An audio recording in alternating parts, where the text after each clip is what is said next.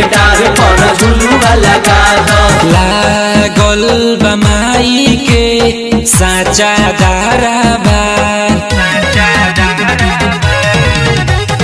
लागल बमाई के साचा दाराबा, आवेली घारावा चढ़ते कुआ, शेरा वाली जूता वाली हेनु कहाली मालिन झुलुआ लगा दो तनी निमिया के डाली, मालिन झुलुआ लगा दो तनी निमिया के डाली।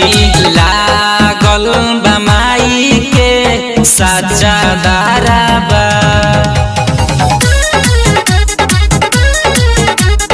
लागल बमाई के साचा दाराबा, आवेली घारावा चढ़ते कुआ, शेरा वाली जोता वाली इहेनु कहाली मालिन झुलुआ लगा दो तनी निमिया के डाली, मालिन झुलुआ लगा दो तनी निमिया के डाली।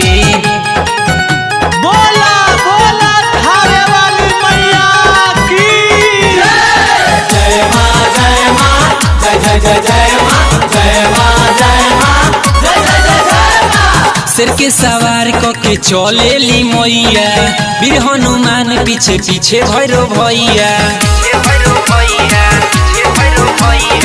सिर के सवार के चलेली मैया, वीर हनुमान पीछे पीछे भैरो भैया, करेली मैया सब करे नैया पार, तबे गूंजेला हरदम जय जयकार।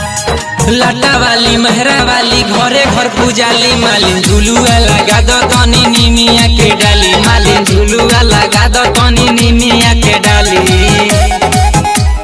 जय माँ जय माँ जय हो जय हो जय हो। रिकॉर्डिंग स्टूडियो जनता बाजार। झुलुआ लगा दो मालिन झुलुआ लगा दो, निमिया के डार पर झुलुआ लगा दो। राइटर रोशन या गोलू बिहारी बनल बारे बाबा राहुल पुजारी,